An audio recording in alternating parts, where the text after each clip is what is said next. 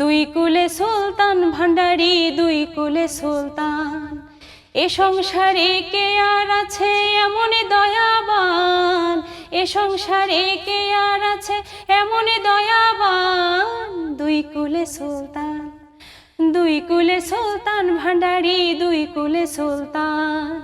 দুই কুলে সুলতান ভান্ডারি, দুই কুলে সুলতান। ক্ষণেকে থাকে আসমানেতে, বাবা ক্ষণেকে নামে জমিনেতে। ক্ষণেকে থাকে আসমানেতে, বাবা ক্ষণেকে নামে জমিনেতে। এক পলকে শায়ের করে সারাটি জাহান, এক পলকে শায়ের করে সারাটি জাহান। দুই কুলে সুলতান, দুই কুলে সুলতান ভান্ডারি, দুই কুলে সুলতান। দুই কুলে সুলতান ভান্ডারি, দুই কুলের সুলতান। গফুর হালি আশা করি আছে সেই চরণ ধরে, গফুর হালি আশা করি আছে সেই চরণ ধরে। মরণ কালে দিও বাবা চরণ তলে ঠাই, মরণ কালে দিও বাবা চরণ তলে ঠাই। দুই কুলের সুলতান, দুই কুলের সুলতান ভান্ডারি, দুই কুলের সুলতান।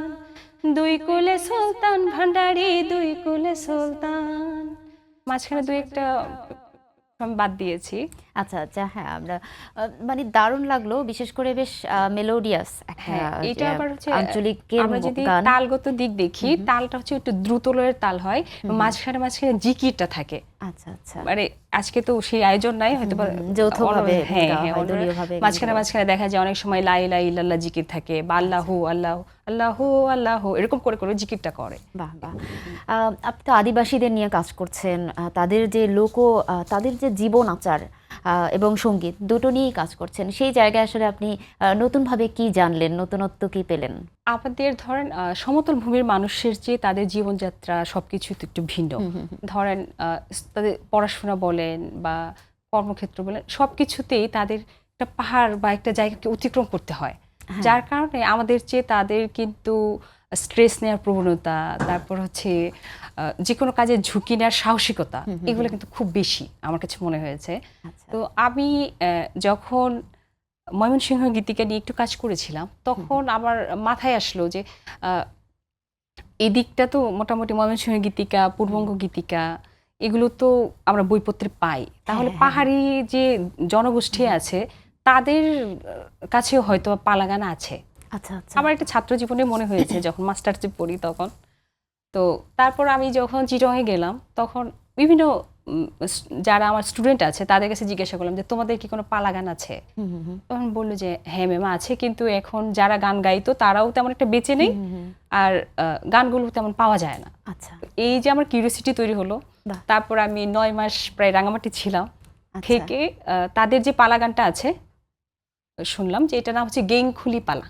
আচ্ছা, গেংখুলি মানে হচ্ছে জ্ঞান খুলে, মানে অন্তর্চক্ষু খুলে গান করে। এখানে একটু ইন্টারেস্টিং বিষয়টা বলি, যে গান করে তার শুধু একটা বাদ্যযন্ত্র থাকে, এটা হচ্ছে মানে অনেকটা ভায়োলিন টাইপের আমাদের।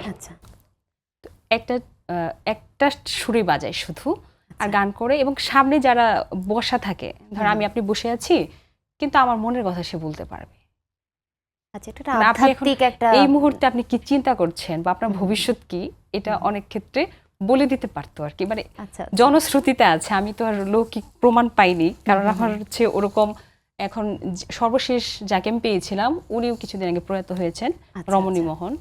তো আমি বইপত্র মারফতে যেটা দেখেছি যে এরকম যে উনি বলতে পারতেন যে এটা সাধারণ যারা শ্রোতা ছিল তাদের কাছে খুবই অবাক লাগতো এবং আকর্ষণীয় ছিল, এবং সবাই চাইতো যে আমরা সামনের সারিতে গিয়ে বসবো। আচ্ছা আচ্ছা, তার মনের কথাটা যদি একটু জানা যায়, সে যদি শুনতে পারে, অন্তত ভবিষ্যৎ নিয়ে কিন্তু সবারই একটু জানার আগ্রহ থাকে।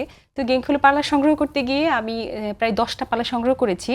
এর মধ্যে রাধা মন্দন মানে ধনপদী পালা আছে, তারপরে হচ্ছে গোজেন লামা পালা আছে, তারপর বিভিন্ন ধরনের পালা আছে। এরকম কোন পালা গানের কিছুটা অংশ অন্তত আমরা কি শুনতে পারি কিনা?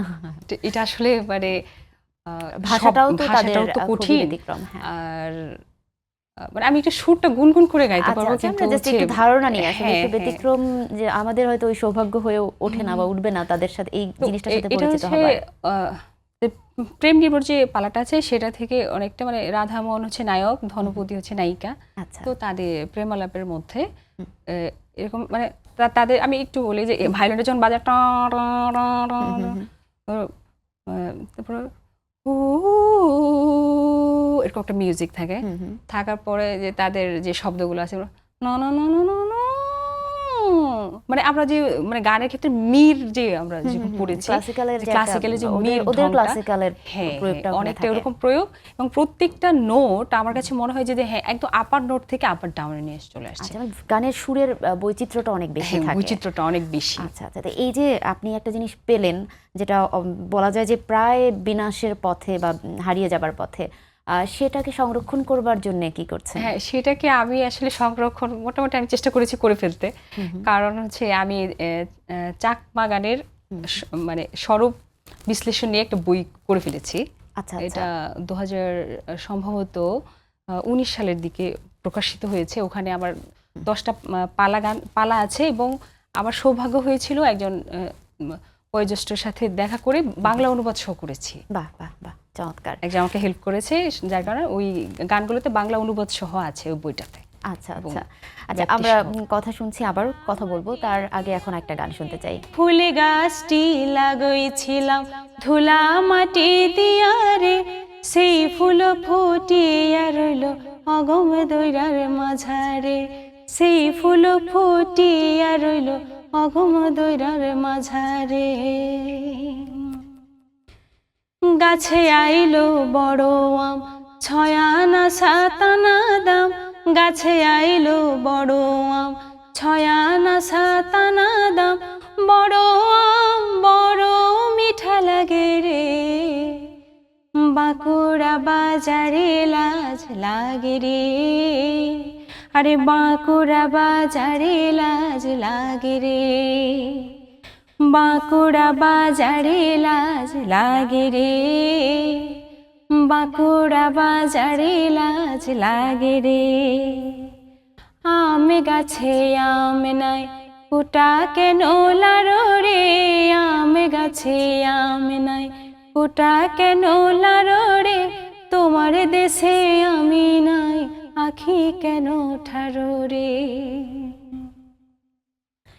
কদম তলে মোহন চোরা দাঁড়ায় আছে নবীন ছোড়া, কদম তলে মোহন চোরা দাঁড়ায় আছে নবীন ছোড়া, ওরে ছোড়া মোদের পাড়ায় যাবিল, গাইতে দেব বিনি সুতার মালা, গাইতে দেব বিনি সুতোর মালা, গাইতে দেব বিনি সুতার মালা, গাইতে দেব বিনি সুতোর মালা। সরপে সরপে যাব বাছে বাছে টোপালিব, সরপে সরপে যাব বাছে বাছে টোপালিব, সেই টোপায় চালে ভাজা খাবো রে, সফল জনম আর কি পাবো, সফল জনম আর কি পাবো, সফল জনম আর কি পাবো, আরে সফল জনম আর কি পাবো। শুনলে আপনা আপনি একটা শরীরের হ্যাঁ দোলা হ্যাঁ, চলে একটা আসে। দোলা চলে আসে, গানের মানে যে পাহাড় দিয়ে এরকম এরকম বাতাস বইলে যেরকম একটা দোলা আসে, একদম, ওরকম একদম। অনেকটা এটাই চলে আসলে আসে। গানের যে ব্যাপার আর কি, সুরের ব্যাপার, যে এক একটা অঞ্চল ভেদে আপনা আপনি মানুষের সাথে যে একটা সম্পৃক্ততা থাকে। আচ্ছা, আপনি শিক্ষক হয়েছেন, প্রতি বছর এরকম অনেকে শিক্ষক হয়ে বেরোচ্ছেন, কিন্তু সেই সংখ্যাটা কিন্তু খুব কম। খুব কম, কারণ বাকি যারা আছেন তাদের আসলে চাকরিগত জায়গাটা বা প্রফেশনাল জায়গাটাতে তাদের জন্য কোন বিষয়টা আপনারা প্রেফার করেন, বা তারা কোন বিষয়টার দিকে বেশি ঝোঁকে? হ্যাঁ, খুব সুন্দর প্রশ্ন। আসলে মানে বাংলাদেশে অনেক এখন ইউনিভার্সিটির সংখ্যা বেড়েছে, কিন্তু সঙ্গীত বিভাগ কিন্তু সব ইউনিভার্সিটিতে নাই, হাতে গোনা মাত্র কয়েকটি ইউনিভার্সিটিতে আছে। তো শিক্ষক হওয়ার সুযোগটা যার কারণে কম। তো মাঝখানে একটা মানে প্রজ্ঞাপন হওয়ার কথা ছিল যে প্রাইমারি লেভেল থেকে হাই স্কুল পর্যন্ত সঙ্গীতটা থাকবে। এখন আমি যতটুকু জানি যে ঢাকা, এবং ময়মনসিংহ বিভাগ, এই দুটোতে ইন্টারমিডিয়েট পর্যায়ে লঘু সঙ্গীত নামে একটি সঙ্গীত কোর্স আছে। আচ্ছা, যেমন আচ্ছা। আমরা যেমন ইকোনমিক্স যেমন মেজর নিয়ে পড়েছিলাম, ওরকম চাইলে সঙ্গীত নিয়ে পড়তে পারে। আচ্ছা, আচ্ছা, ঐচ্ছিক। লঘু সঙ্গীত, হ্যাঁ ঐচ্ছিক। তো এটার পাশাপাশি দেখা যায় ছেলে মেয়েরা এখানে বিসিএস দেওয়ার সুযোগটাও আছে। চাইলে তারা বিসিএস দিয়ে তাদের লাইফটা অন্যদিকে সেট করতে পারে বা অন্যান্য চাকরি দেখে ঝুঁকতে পারে।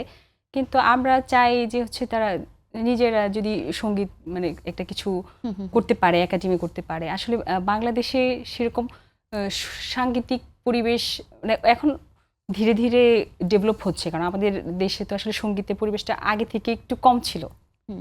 সামাজিক প্রেক্ষাপটে বা হচ্ছে বিভিন্ন জনকে কিন্তু পারিবারিকভাবেও খুব মানে স্ট্রাগলের মধ্য দিয়ে সঙ্গীতে আসতে হতো।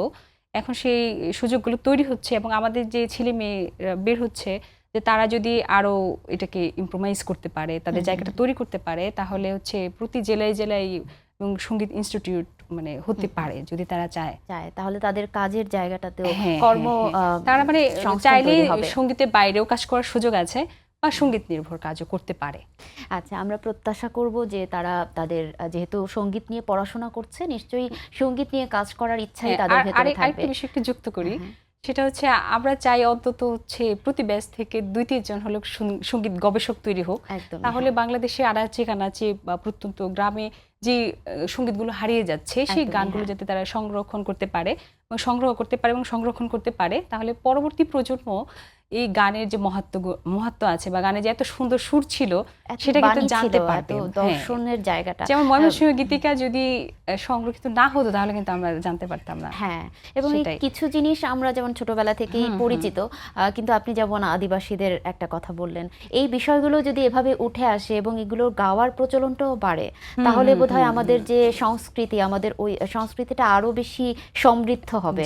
আমাদের নিজেদের ঐতিহ্যের জায়গাটা থেকে আমরা আরো বেশি সমৃদ্ধ হব। শেষ একটা গান শুনবো, আর তার আগে যদি আপনার আসলে গানের জগৎটা থেকে বা আপনার জীবনের দর্শনের জায়গাটা মূল যে কোন জিনিসটা আপনি আসলে নিজেকে কিভাবে দেখতে চান এবং মানুষের মাঝে কোন মেসেজটা ছড়িয়ে দিতে চান। আসলে আমি খুব শান্তিপ্রিয় মানুষ, তো আমার একটাই প্রত্যাশা থাকবে যে জগতে সকল প্রাণী সুখী হোক, সংঘাত মারামারি বা নিত্যদিন যেগুলো আমরা দেখি এগুলো থেকে মানুষ দূরে থাকুক, শুদ্ধ সুরের সাথে থাকুক, সুরের বন্ধনে সবাই একাত্ম থাকুক, এটা আমার চাওয়া। ডালে পাকা ডালে কার কুঞ্জে রইয়াছো বন্ধু, আইলাই আইলাই আইলাই না, একলা ঘরে রইতে পারি না পারি না, একলা ঘরে রইতে পারি না, আমার বন্ধু আবিহনে গো বাঁচি না পরাণে গো, একলা ঘরে রইতে পারি না পারি না, একলা ঘরে রইতে পারি না।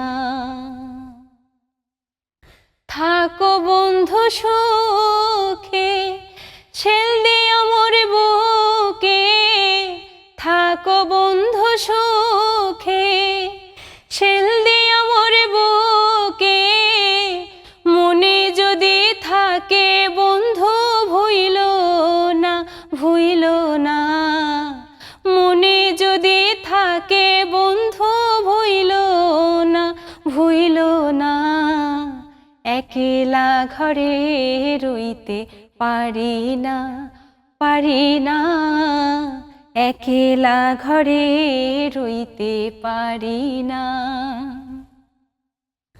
বলে কফিল দিন আসিবে কোন দিন, বলে কফিল দিন আসিবে কোন দিন, বাড়িছে প্রেম ঋণ বাঁচি না বাঁচি না, বাড়িছে প্রেম ঋণ বাঁচি না বাঁচি না, একলা ঘরে রইতে পারি না, আমার বন্ধু আবিহনে গো সহে না পরাণে গো, একলা ঘরে রইতে পারি না, পারি না, একলা ঘরে রইতে পারি না।